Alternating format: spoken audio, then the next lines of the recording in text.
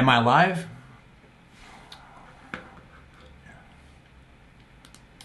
Cool. It looks like I'm alive. Welcome to this first ever live stream I do. Maybe the last. Let's see how it goes. Can you hear me clearly? Yeah, it looks good. So I just thought I should make a bit more casual way of interacting with you. You know, not only those pre-made videos. So now you can just ask me questions in the comments. Drop them by on the side here or below. I don't know where they are. I think on the side. And I'll try to answer as many of them as possible. Hey guys, looks like we have a few of you here already. That's super awesome.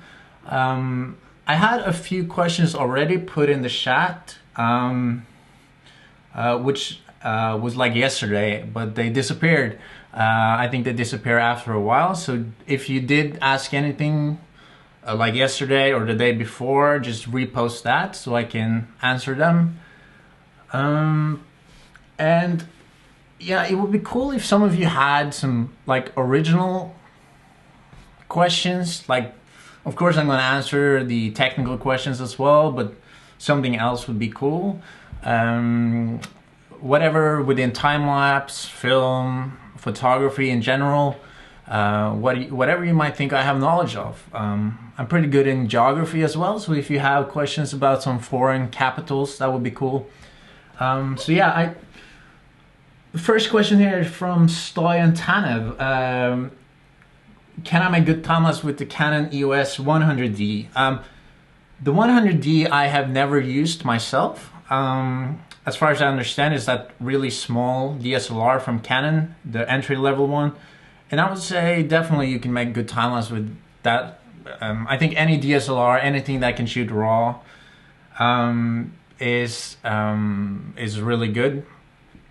I started my time-lapse career on a 450D, Canon 450D, which is really crappy camera, but I was able to make pretty decent time-lapses out of it. So hold on guys, there's like 30 questions already. How important is it to film in RAW? Vincent Zombie asked. I think that's really quite important. If you have the opportunity, do it. If you're shooting on something that can shoot RAW, of course you cannot do it, but try to do it. It's just so much easier to do white balance and just lift the shadows a bit and highlights. But I mean, you can shoot good with JPEGs as well, but then you have to really make sure that you are getting everything 100% correct on location. You have to get your white balance perfectly and your exposure perfectly. So make sure you do that. Matthias von Aspirin. Hey Matthias. What do you do for a living? I make films for a living. I do time-lapsing for a living. I work in a company called Turbine Film, which is a production company here in Oslo, where I do maybe 50% time-lapse, 50% regular film. We do commercials, documentaries, feature films, and I am a photographer there and like a post-work coordinator. So that's what I do for a living. John Canning, can you go into your thoughts on the Magic Carpet Genie setup, please? Yeah, I have one right here. So this is my time-lapse setup. At the moment, this is a short track. The SERP has a longer track as well, and now I think yesterday they introduced an even shorter one and one in between. So now we have 4 different sizes. This is my time-lapse setup of choice, my Motorola system of choice. This slider is like 4 years old now, I think. Or 3 years. This is what I used for my first Norway film. So it's quite beaten up, but it's still working. And the Genie, I mean, what's great about it is that it's extremely simple to use and it's really lightweight and portable, and that's what I need really. I have had bigger systems as well, such as the iFootage rig. It just ended up being a bit too big and too heavy, and it took a lot of time to set up, and that's really important. When you climb a peak and you see the sunset, you wanna be fast, and this I can set up in like 2 minutes, and the iFootage rig took me more like 5-10 minutes, so that's really valuable time right there.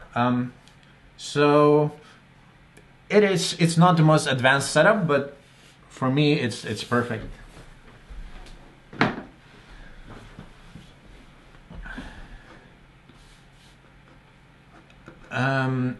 Victor Skarbak, he's asking, how often do you use long exposures and when? I use long exposure if there is fast moving objects in the scene, such as water, cars, people, anything that moves kind of faster than what the regular speed of your time lapse is. Like the clouds, you don't need fast shutter speeds. But yeah, but since I do mostly landscape stuff, it's not really that often. It's if I'm close to the water, I do it. If not, I don't. And when filming clouds and water with long exposure, what do you use, polarizer or ND filter? ND filter. I don't have a polarizing filter. I've never ever used a polarizing filter, so I can't give my opinions on that. I mean, it makes the clouds look a little bit better, maybe. So test that out. I don't know. AI photography, kind of the same thing. Hi AI. Do you use some filters? Yes, mostly ND filters, if any. I have SERP sent me this. This is what I usually use. The SERP variable ND filter. They released a new one now, which is the super dark one, which is a lot darker. And yeah, it's like 10 stops or something like that. Like 5 to 10 stops variable. That's super nice, and it's pretty good quality. Variable ND filters usually have a bit of a loss, but this is one of the better ones, I guess. I haven't seen much color cast and all that. Petropixel, do you plan to come to Germany soon? Probably not, I don't know. I was there last fall in Cologne, in what's it called, Photokina, on the big photography event. But no, I haven't planned on going there. I'm going to Germany this summer though, so. No, Denmark, sorry. Oh, John Canning again. I just wonder if I use the short or long track more often on the SERP one. I use the long one more often, probably. But when I go up on the mountains, I often bring the short one. Just make sure you go a bit closer to the ground, just to get a bit, that way you can fake, like it looks like a fairly long track. Although it's only like half a meter long, you can do a short track, but when you go closer to the ground, you kind of change the perspective a bit. It will look like it's a bit longer. So Tor Arne Persson, Halla Tor Arne, SERP system, is it possible to make something like this at home? Probably. My first slider was homemade. My father and I made it. It was alright. it wasn't the best. It's, yeah, it works, and you can also make the motor yourself, but you need a bit of technical insight in how to program the motors. Jonas Høholt. Hi Jonas. Hi Morten. How much time do you use on location scouting versus shooting time lapse? I spent, I know it's difficult to say. Usually when I go on a time lapse trip, I just drive around and walk around and spend 24 hours a day working on that time lapse. Like I just walk around and find locations, and then I move on to the next one. And then I use Google Earth a lot. Let me show you quickly how I use Google Earth. I can put that up on the screen here. So a great thing about Google Earth is that you can go into like a 3D space. So let's go into Senja here, one of the most popular locations from for landscape photographers, which is called Segla. So basically what you do is that you just walk up from this village up here, and then you come to a spot which I had in my last film, or my first film rather, which is this one. Let me try to get the perspective right here. So you stand on the edge here, and what's great about Google Earth is that you can actually, well, I'm a bit too close, so let's move a bit up the hill.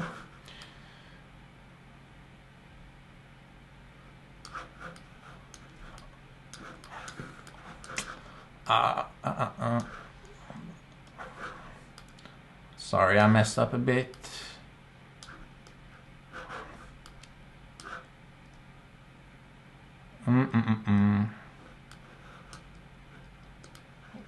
Where did I go? Okay, one more try. You go in like this to the place you want to stand, and then you turn around, and there's the peak. You might recognize it from one of my time lapses.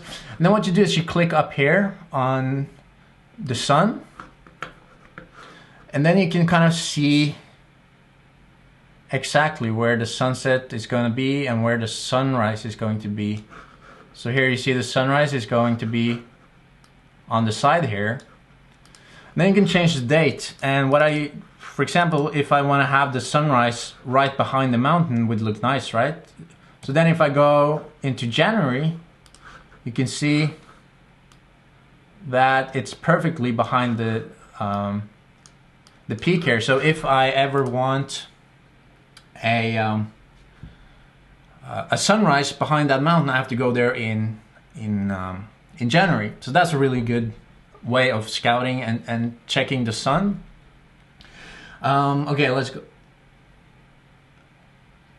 Marcus Pedersen is asking, are you Norwegian? Yes, I am.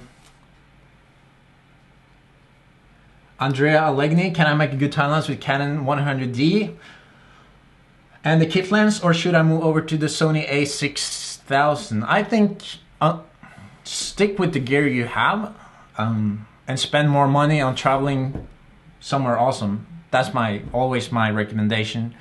If you can't get a good time lapse with the Canon 100D, you cannot get a good time lapse with an A600. I have the Canon 70D, which is a fairly old camera, but it's still not an entry-level camera. It's a bit above that. And I have the Sony a7R II, and the differences in my time lapses are fairly small. Like, they're minor details. Like it's not, probably not worth the price of upgrading.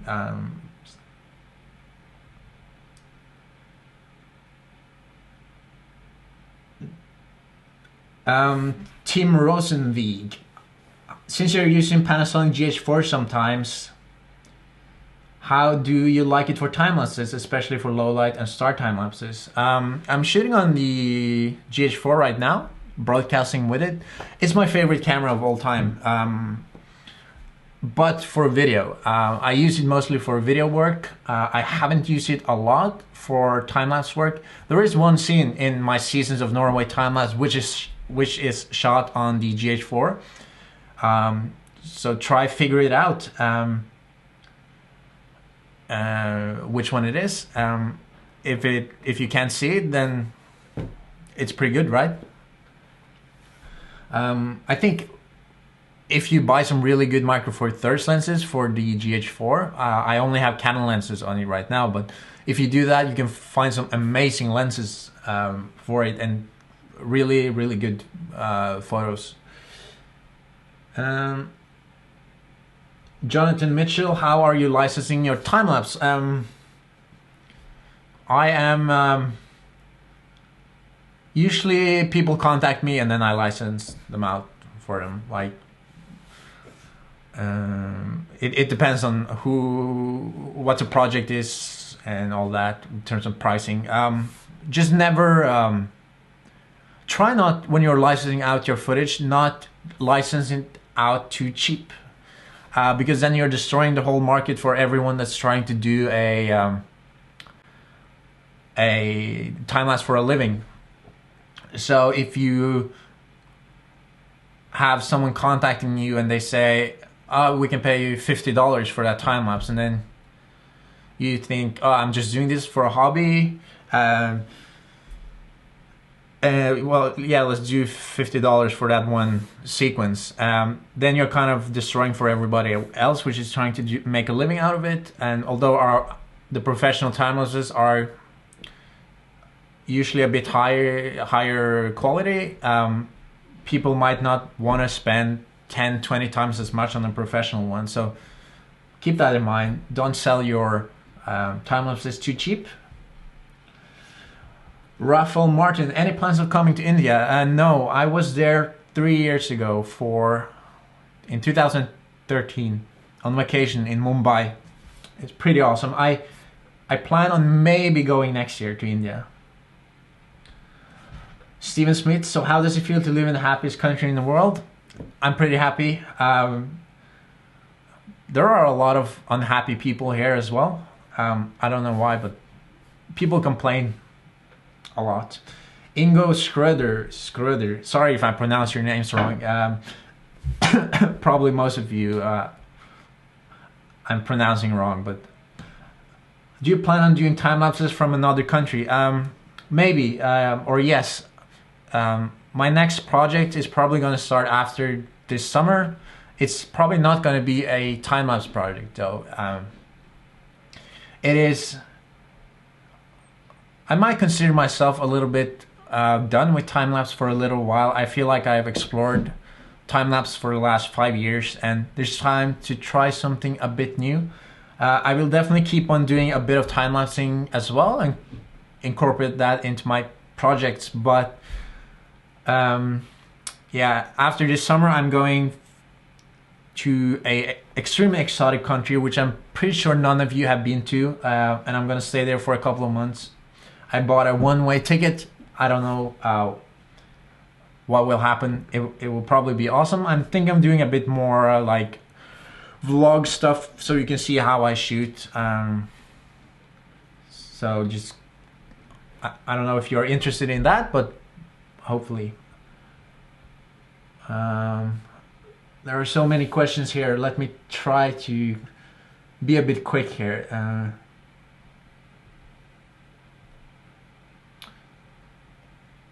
What's the best way to keep noise out of astrophotography while using a Micro Four Thirds camera? I never shot astrophotography on my GH4. Well, I did one time in Papua New Guinea, if you've heard of that country, but the Milky Way was so clear that I didn't have to go more than ISO 3200. There is not much more you can do than shoot at the fastest lens you can get. You know, on Micro Four Thirds you can get the 12mm 1.4, for example. It's really fast. Shoot a bit longer shutter speeds. It's not a noise reduction in Lightroom. There's not much more than that you can do, really. Jean-Paul de la Harpe. Hi Morten, I'm from Chile. Can you have I ever think I'm going to Chile, to Patagonia to make some shots? Maybe, yeah. It seems like probably one of the coolest places to go for time lapse. You know, Martin Heck went there with, you know, time-lapse, Timestorm films already, so there's already a lot of stuff there. I'm trying to find some new location that people haven't been to before. Ades is asking, anyone have a cheap free option to LR Timelapse? Well, LR Timelapse has a free option, which works for everything up to 400 images. Other than that, there aren't much good alternatives to LR time-lapse.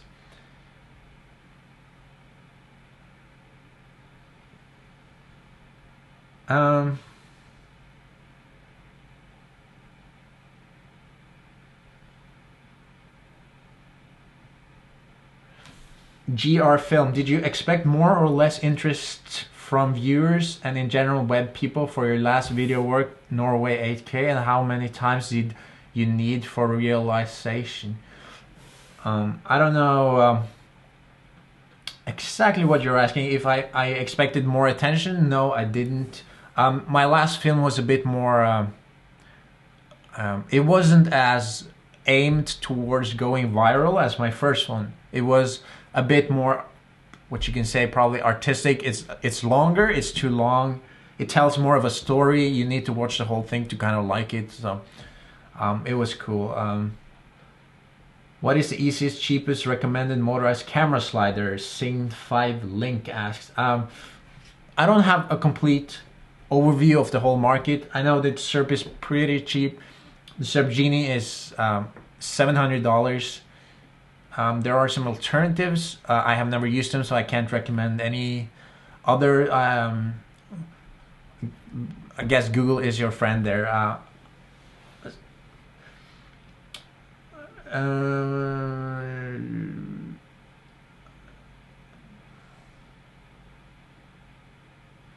iBreak Photos. Can you use QDSLR dashboard with SERP, or what's your setup for Holy Grail time lapses on a slider? I don't think you can use external stuff with the SERP Genie, but the SERP Genie has a built-in Holy Grail, I think, but I never use it. I always use aperture priority mode. And that usually works really well, especially on the Sony cameras. Aperture priority is super nice, especially when you're not doing long exposures.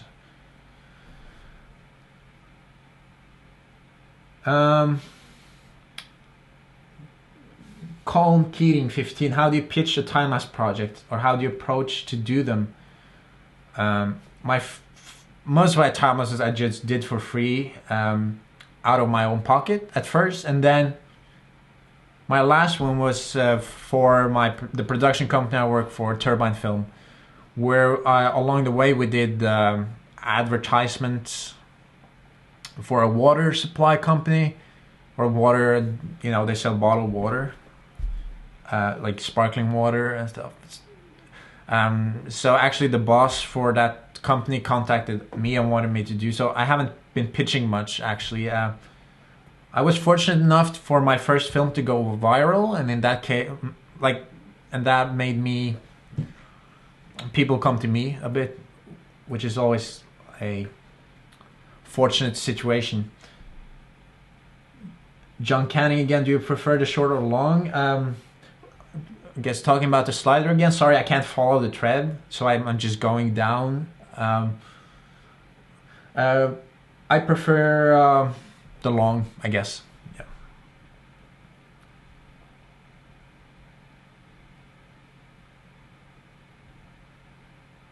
Yeah. Tyler Lilico, does being a time-lapse photographer have an impact on your relationship with friends, family, and significant other, if applicable? Yes, I guess just to some extent. I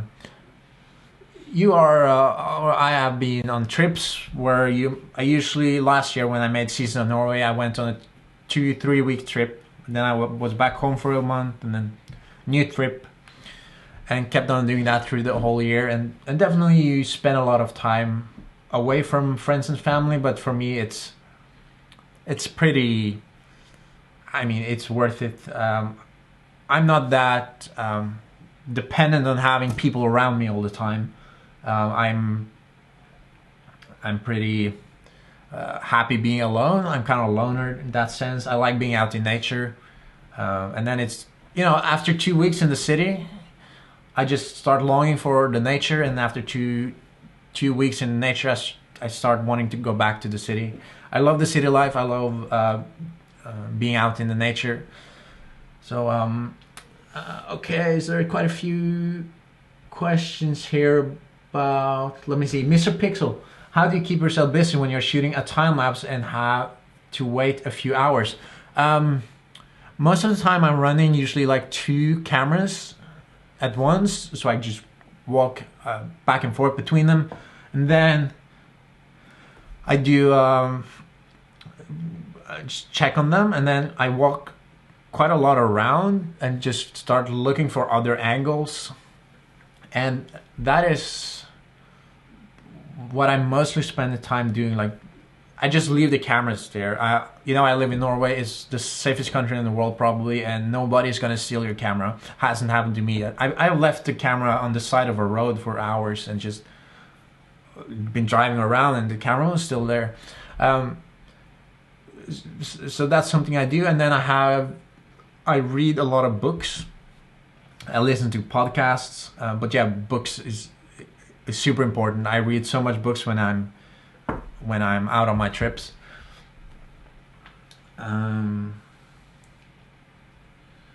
Pits Abi, what are your thoughts on smartphone time lapse? I haven't done any smartphone time lapses.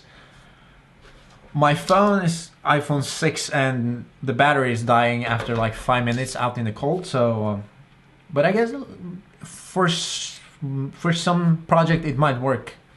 It would be interesting to try shooting a proper time lapse with a phone, but it's just having the time to do it is a bit difficult to find sometimes.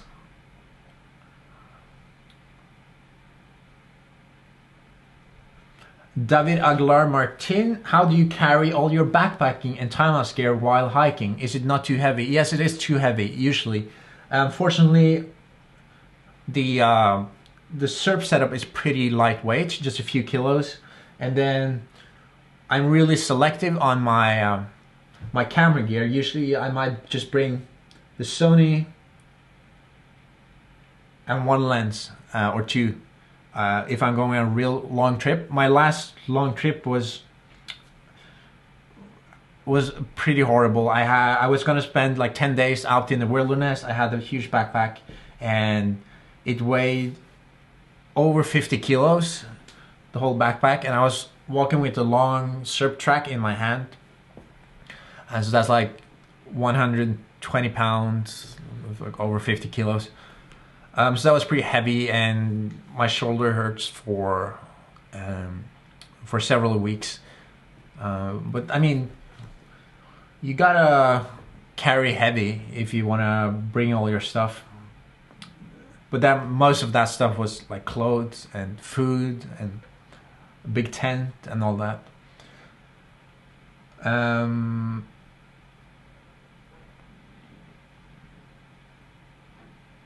Okay, when you're doing a time lapse in nature, what do you do? David Castagno, I don't know exactly what you're asking. What I do while I shoot? Probably just read. DPR Tech, did you ever use a 3-axis gimbal? As in, are you meaning a stabilizer or a 3-axis system for time lapse? Because I have the SERP pan and tilt bracket, also the iFootage 3-axis system. I used at work the Ronin, if you mean stabilizers. It's too big for me. I want the smaller one-hand gimbal.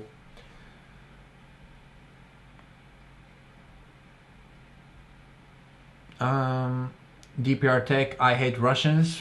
Why do you hate Russians? I went to Russia 2 years ago. They were really, really friendly.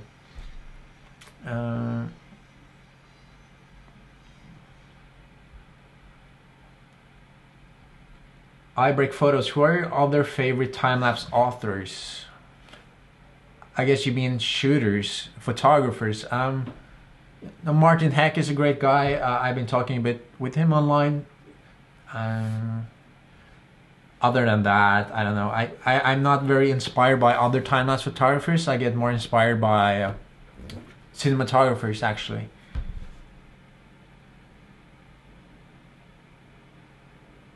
I just joined the Q&A. How do you edit a shot? Is asked by Made K. That's a very long process. Basically, Lightroom, export out of Lightroom. I use Lightroom together with LR Timelapse, of course. Then export out of Lightroom and then edit, bring it into After Effects if I need to do some stabilizing and some fixes, and then export out a ProRes file into either Premiere or Final Cut. For my last project I used Final Cut because I was shooting in 8K, and Final Cut Pro is just so much faster than Premiere and so much more stable, and I love Final Cut, but for some projects Premiere is better.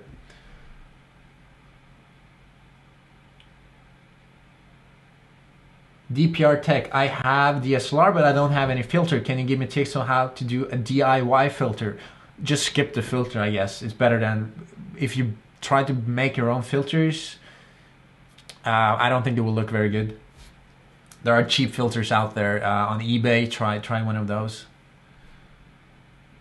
Brian Moore, how old were you when you started filming time lapses? I was that was probably like 5 years ago. I'm 23 now, so I was probably 18. Not that old. Probably like 16, 17 when I started. 2010, probably, yeah, 7 years ago. But I started, my film career started out by making ski movies with my cousin. And then we put in some time lapses in there, and that's how I started doing time lapse. Mithun Jai from India, hello.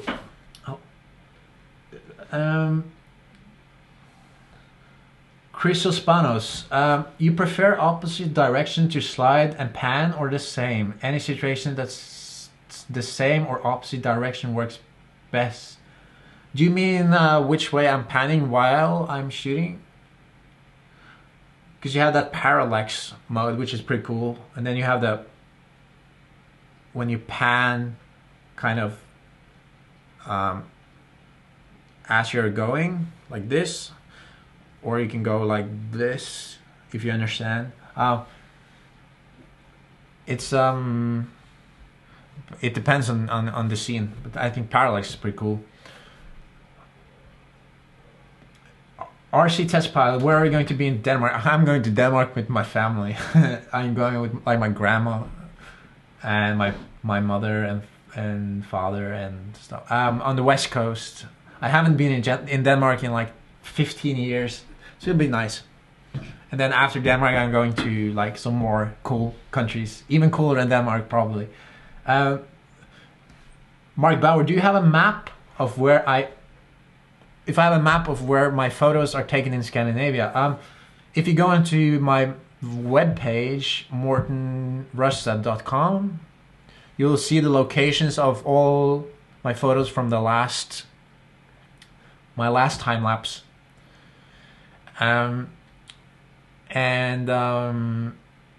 If you go into Rustad Media or mortenrustad.com/locations, you'll see from my first film.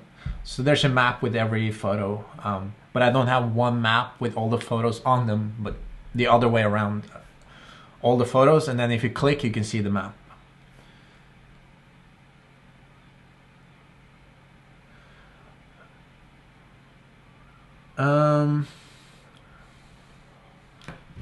Peace Abi, what range of ISO would you suggest for Astro time lapses? I recently tried one. My shadows were too dark and got too much noise lifting in post. I usually shoot my astrophotography at like 6400. I have the Sony A7R II, which is great and pretty noise free at 6400. On other cameras, you might consider going down to 3200. But try a really fast lens, you know, that might help. On my A7S, I can go all the way up to 12,800 and it still looks good. Thomas Venom, hey Morten, have you been studying anything like film or photography? Hey Thomas, I have studied. Um, have you studied anything like film photography? No, I studied business management in England for 3 years, a bachelor. So I'm completely self-taught.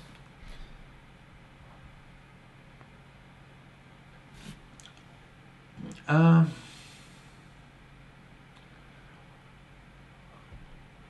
a bit of physics here about the nuclear bomb and how powerful it is. They put a manhole cover on top of one, blew it up, never saw the manhole cover again. And what do you think about that? Um, a bit off topic for time lapse, but I think nuclear weapons are extremely interesting. You know, E equals mc squared. So everything with a mass has tons of energy in it. If you made me into energy, I would probably be able to supply Norway with energy for quite a while. You know, just take the mass times the speed of light twice. The GOAT. Which time lapse are you most proud of? Definitely my last one. That I feel is the one that's closest to my heart and how I wanted to do. That's how the kind of time lapse I always wanted to make. Rick Allen, hey Rick. The very ND is actually made of two polarizers. Yes, that's true. It's two polarizers. A variable ND filter is made of two polarizers which have sort of a pattern, and when they cross, it becomes dark. So if you look really, really closely at a variable ND filter, you can probably see small like dots, I guess. Cows, pipes, and more. Hello, can you please post some links to cameras and equipment you use in the info box? Please go to mortenrustad.com and go scroll down and you see gear, and there you can see all the cameras and lenses I used for my last film. Now, a few weeks ago, most of my camera gear was stolen, so that sucks. But yeah, I'm upgrading anyway, so not a big deal. But yeah, most of my lenses are gone. Silas Bali, what's your favorite Canon lens? I only have ever owned like one Canon lens, and that's the Canon 17 to 40 millimeter. It's pretty cheap and it's pretty good. It's probably not as good as the 16 to 35. I've never used that, but 17 to 40 is a good starter lens. And also the one I'm filming with right now, which is the Tokina 11 to 16 millimeter f2.8. That's a really old lens, but it's really good if you have an APS-C side sensor.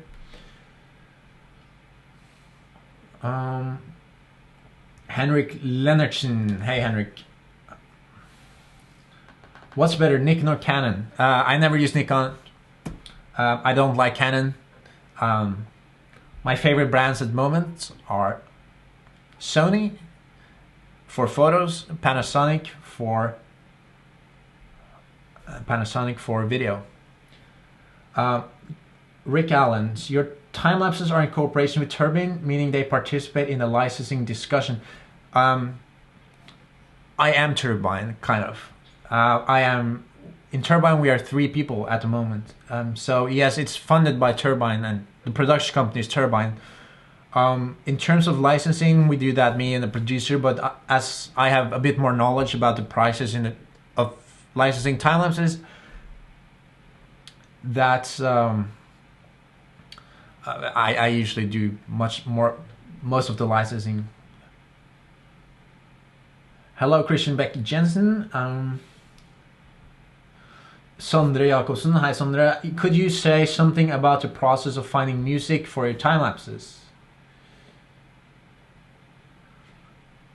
I'm fortunate enough to work with the composer most of the time. His name is Julgeir, and he made the music for my last 3 time lapses: Norway, The Forest, and Seasons of Norway. So he's a great composer that I'm working with. He contacted me because he wanted to use some of my time lapses from earlier, and I said yes, you can do that. Just compose me a song, and then we worked together for half a year on composing the first song for Norway, a time lapse adventure, and we've been cooperating since. Other sites you can see is Musicvine is great, MusicBed is great, and also I have a license on artlist.io, art-list.io, which is a library where you pay $200 a year and you can use any song for anything you want, commercials, anything. And it's pretty good if you're doing vlog styles and just putting out a bunch of videos. Yeah, MusicBed, Musicvine is great if you want maybe a tiny bit more quality. Christian Beck Jensen, where in Fredrikstad did you live? I lived in Gressvik.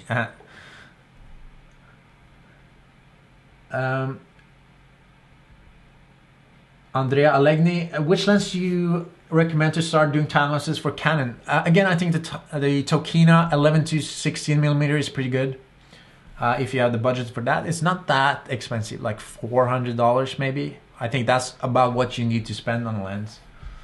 Sean Wright, hyperlapses. I don't do hyperlapses that much. Helge Albjerk, what projects are you working on now? Not really anyone. I did a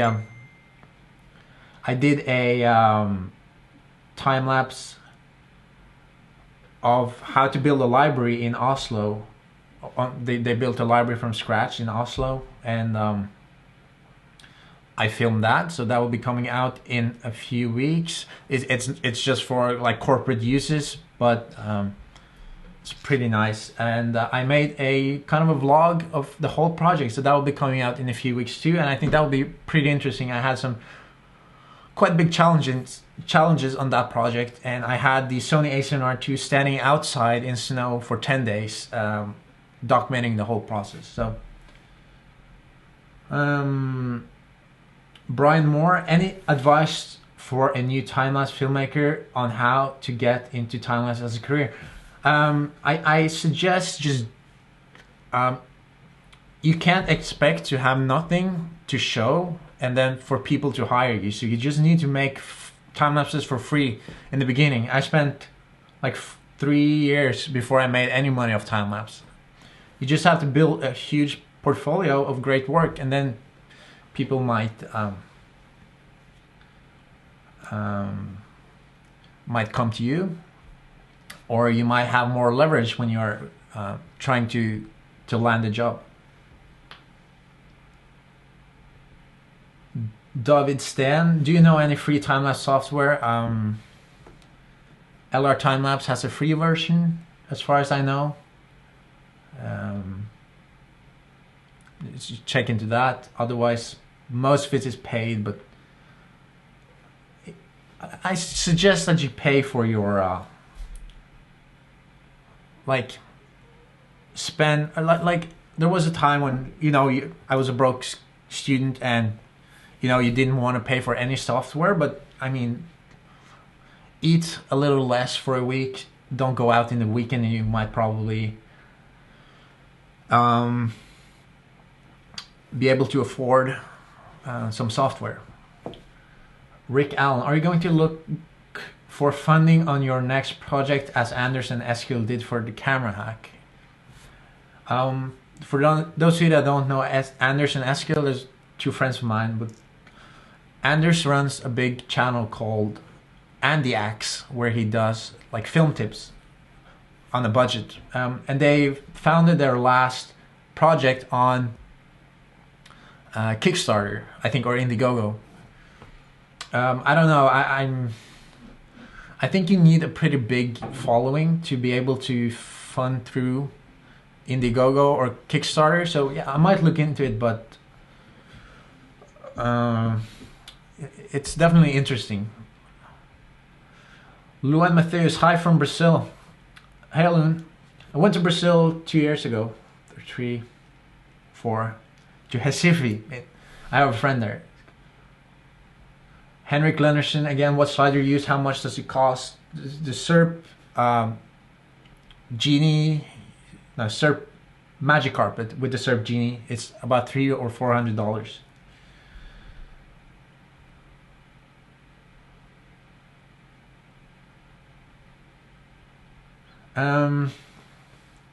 Niels, nice sweater you have there, thank you. Florian, what's the best camera for time-lapse? That's a big question. I guess if you could pay any money, it'd probably be a medium format camera, or otherwise the A7R II is a great camera. But I mean, this camera is pretty good too. If you've seen my one of my videos was called how to do time-lapse with the compact camera. This is the Leica 109, which is basically the same camera as the LX100. $500, super good time-lapse. I love it. This is my travel camera. I use it for all my travels around the world. I only bring this, and I love it.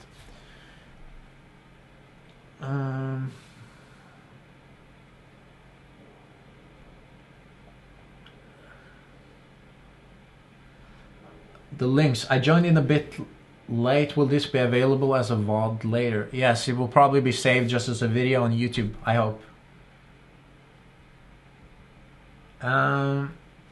Interpol, hey Morten, where do you get your music from? Again, I answered that.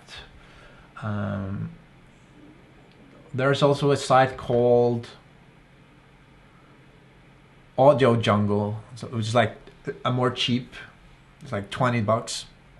But again, $20 per song, but again, shorter, less quality. I guess you get what you pay for. On my last project, Seasons of Norway, I really needed a custom-made track, otherwise I wouldn't be able to make it. So it depends on your project. Sometimes you can just license from others. Sometimes you can you need to make a custom track. Okay, let me find some other.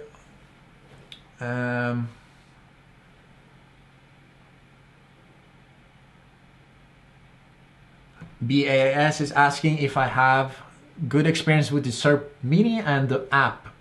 Do you need to be up close to the camera when you're using the app? It's using Bluetooth, so you have to be relatively close. I don't know how close that is, 10, 20 meters. I have pretty good experiences with it. It was a bit unstable at the moment, but I think they fixed it. I haven't used it in a long time. Actually, I haven't been doing that much time lapse. Well, I used it a couple of weeks ago, and it was working fine.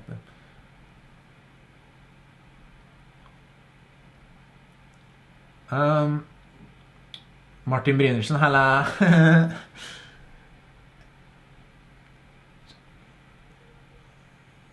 It's many of the same questions that are already answered. Where do I get my music from?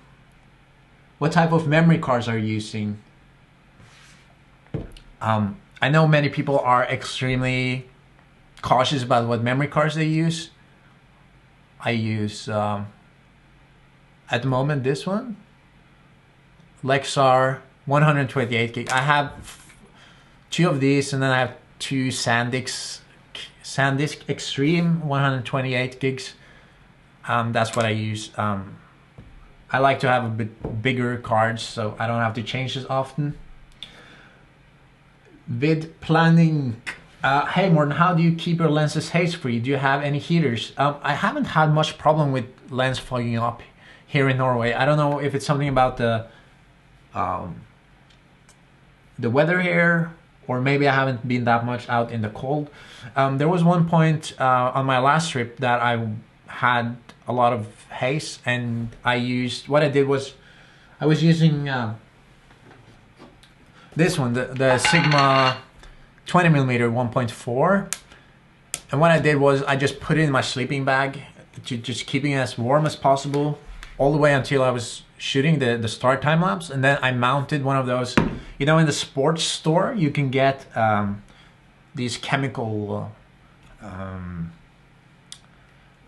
heaters, which you can put in your shoes, and they're like really cheap, like $1 or something like that.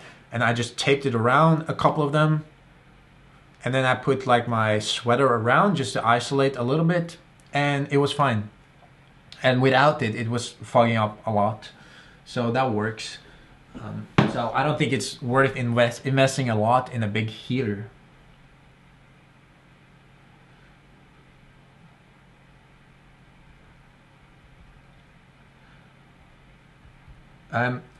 Nasmus Sakib is asking, can you give suggestions on stock footage, on stock time-lapse for the beginning? Is Nimia the best platform or other platform? How to set the price for a clip? Is the price of the clip depends on the duration, scenery, quality? Nimia is probably the best for time-lapse, yeah. How to set a price? It depends on, as you said, the quality and resolution. If you have 8K time lapses, you can sell them for more. 4K, you can charge a pretty good price. 1080p, maybe not that much. Everything from, I guess, $500 per clip up to like $2,000 per clip. Like a 10-second clip, it's decent.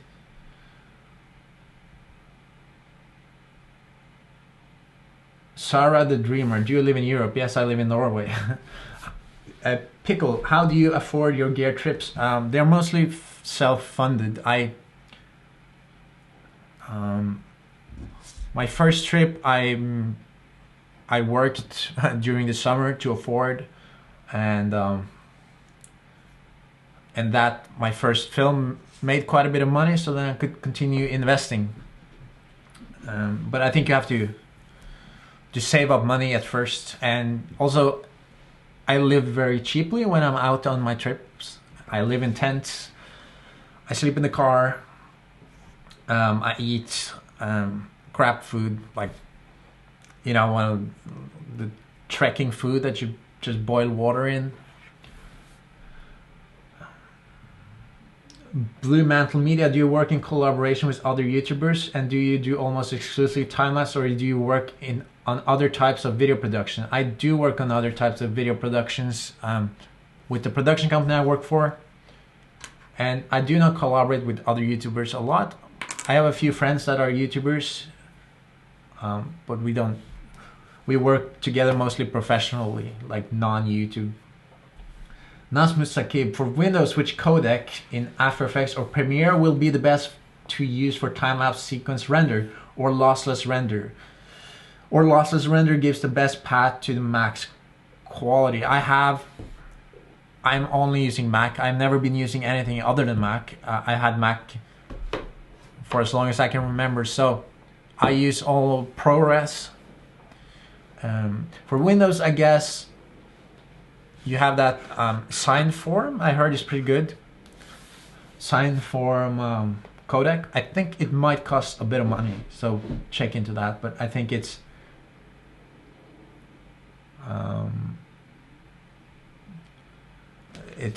yeah, worth investing in. GPA Lucid Imaging, hey bro, hey, explain how you get your single images into a 4K or 8K format. Are you shooting video or hundreds of single images? Yes, this is like the most basic of time-lapse photography. Is you shoot still images and then you put those together into a video, because video is essentially just 24, 25, 30 frames per second. So what you do is you take all your still images and mash them together into 25 frames per second, as I usually do. And 8K is possible if you have a camera that is like, 8K is 32 megapixels, so if you have a camera that's above that, you can get 8K footage. BAS, is it difficult to get good result when shooting time lapses in AV?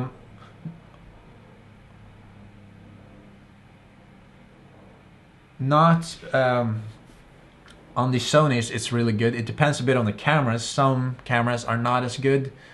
The Canons I've used are not as good in AV, in aperture priority mode. But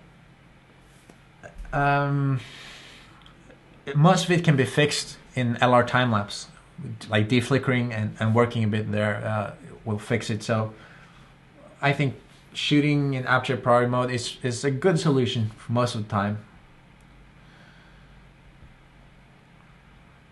Hey, for astrophotography, what are the settings you normally use? There are a lot of questions about astrophotography. I don't really do much astrophotography. I do, but for those start timeless I've been shooting, I've had like 20 seconds or 25 seconds exposure or shutter speed, interval maybe 30 seconds, f as bright as you can get it, aperture like 1.4 or 2.8 or whatever, and then ISO like 6400 if your camera allows it. So.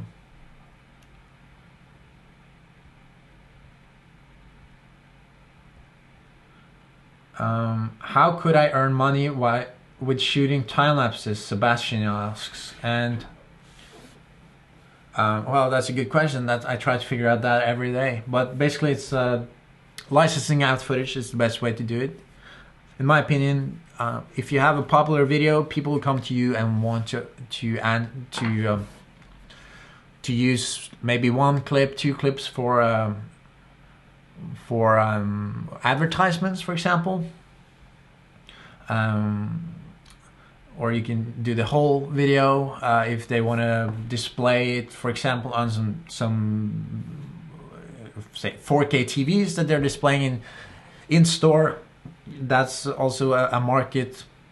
You just need to try to make a good time lapse and see where it takes you, I think.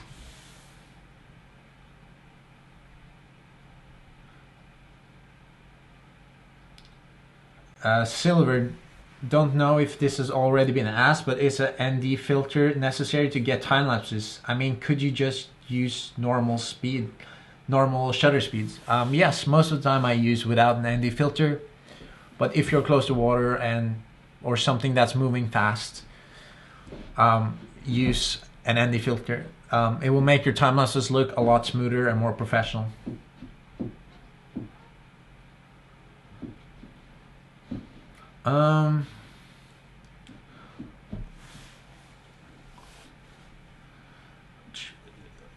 There are a lot of questions about free software of time lapse. I don't know. Try LR time lapse. The free version, although you have to use Lightroom with it, so it's kind of not free.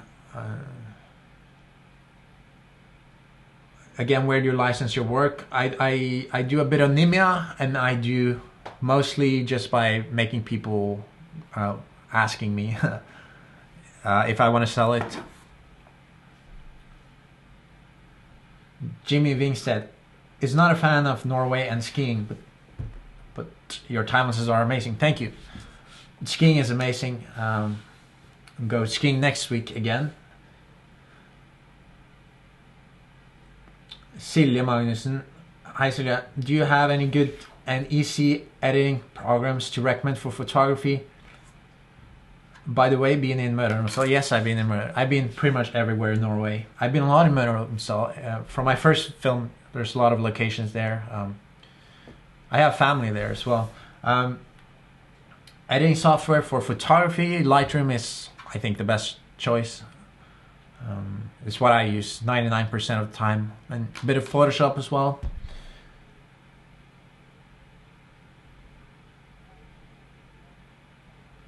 Craig Shepard, hi, are you using the SERP gear to do?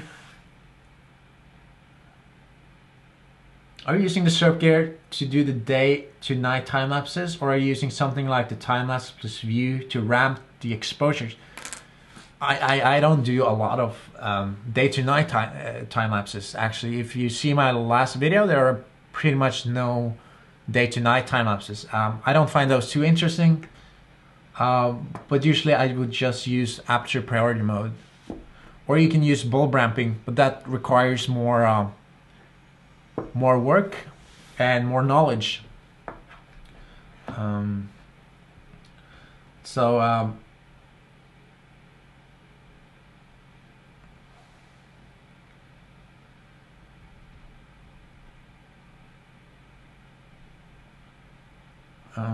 Okay.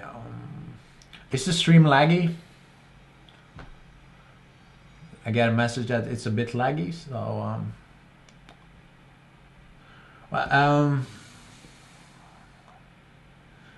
do you use cropping during the process of your footages or cropping after processing? I crop after processing.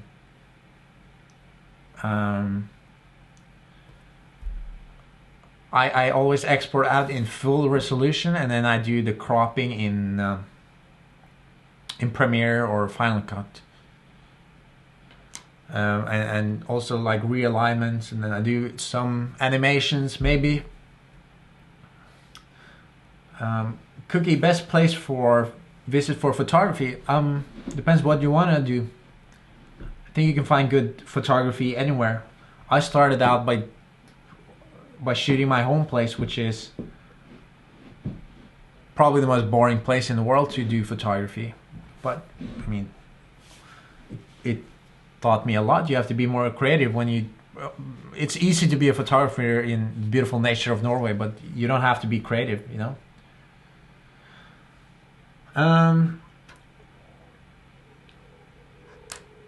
Brian Moore, what kind of storage do you use to back up your raw time-lapse footage? I use just hard drives.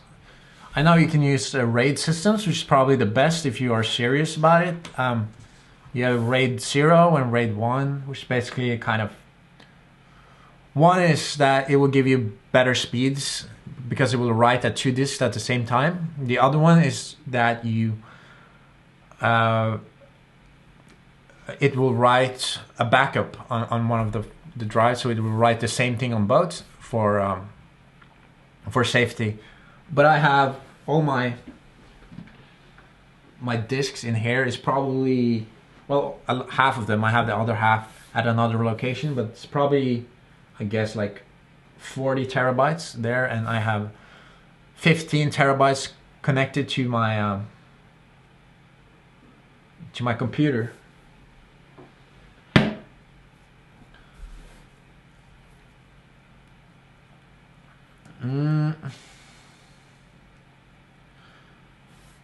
Okay, let me find. Which one is more profitable, YouTube or Vimeo? YouTube, I guess. You don't really get any.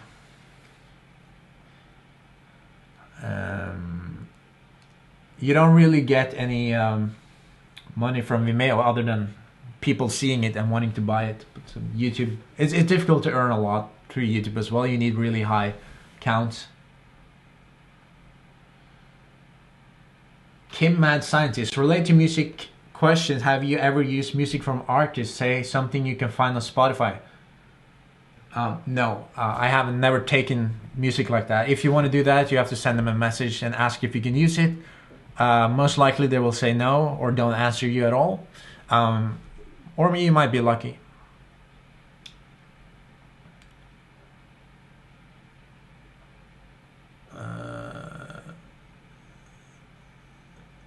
If you like the nature, do you think the fantastic nature of your country have helped you to start time-lapse photography?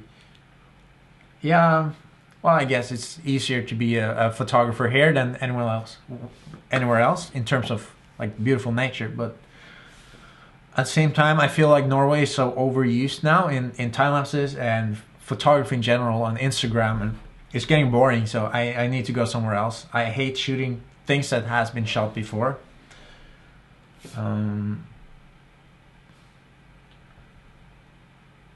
JHC, I really like your Norway 4K. I'm Korean and I saw some Norwegian Skono shoots Korean TV advertising using your 4K Norway time. Yes, that's correct. Skono makes shoes, I think, in South Korea. And they have a Norway profile, and they bought some of my time lapses. Jack Nass is asking, what editing software do you recommend?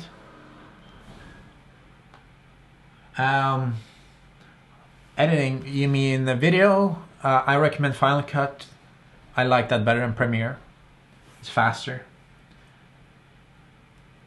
But I use Premiere and Final Cut in like every other project. So yeah. Do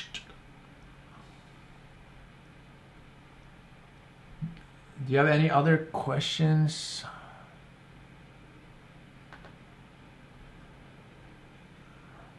Hello from Russia. Hey, Russia. What budget motorized sliders can you recommend? Sherp sliders are the only one I've been using lately, so it's pretty good. It's not, I don't know if it's considered as budget. I get a lot of, every time I write budget, people get mad because they say it's not budget. I wrote that the Sherp Genie Mini was budget. And it's like $200.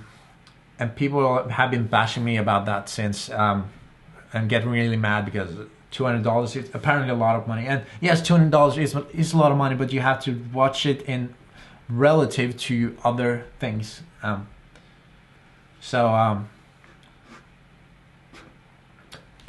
the time, it was pretty much the cheapest motorized system you could get. But yeah, people say that you can make it DIY for much less. Of course you can do that, but most people are not able to make a timeless motor by themselves. So I think I'm gonna wrap this up. I've been talking for what, 1 hour?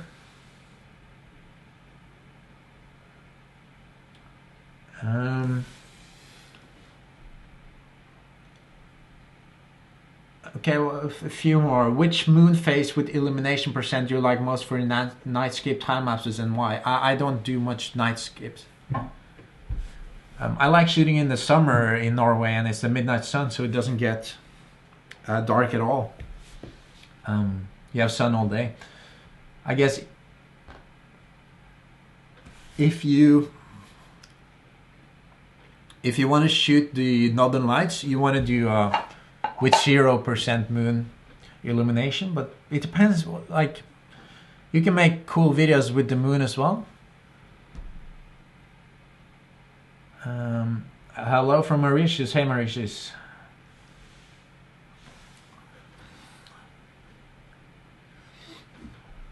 Johar Rondon, hello. Regards from Venezuela. Hey, Venezuela. I went to Venezuela exactly 1 year ago.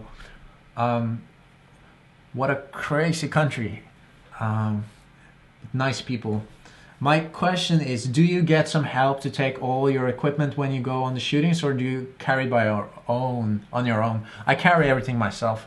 I like to be alone because nobody else can keep up with like my pace of shooting and my pace of not sleeping and my rhythm of the day. So I can be shooting for 48 hours and then I can go sleep for a couple of hours, and then I can be shooting for another 24 hours and then sleeping for 12 hours. So I prefer to be on my own, so and go with the sun.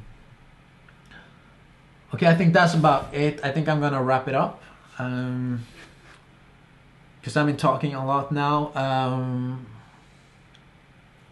Sebastian, again, how did you finance your talents in the beginning? I already answered that. I'll go back in the stream. I worked in grocery stores. People think I'm from like a rich family, but I'm not. I'm every single dollar I've earned after I turned 18, I made myself. So I'll wrap this up. Thank you everybody who was watching. I guess most of you didn't watch the whole thing. If you wanted to watch the whole thing from the beginning, I think this video will be up on my channel. And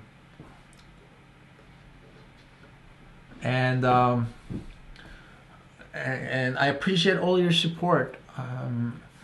One last question from Rick. Are you going to give more hints about the major next projects? I think you should ask the crowd here whether they would participate in a crowdfunding campaign. Yeah, would you be able to participate in a crowdfunding campaign? I feel like most of my followers are young people that doesn't have a lot of money to contribute to others. It seems like they don't even most of them are struggling to buy a gear for themselves, so I don't think that's very doable. Okay, my next project is starting in August. I bought a one-way ticket to a very cool country. I'm not gonna say which one it is, but they made a animation movie from there. I'm gonna stay there for a couple of months, then I'll go probably traveling around the world for a year or so and just capturing the world, I guess. Not necessarily time-lapse, but slow motion and beautiful footage. Okay, that's about it for today. Thank you. See you around. Maybe I will do a new live stream soon. Thank you. Goodbye.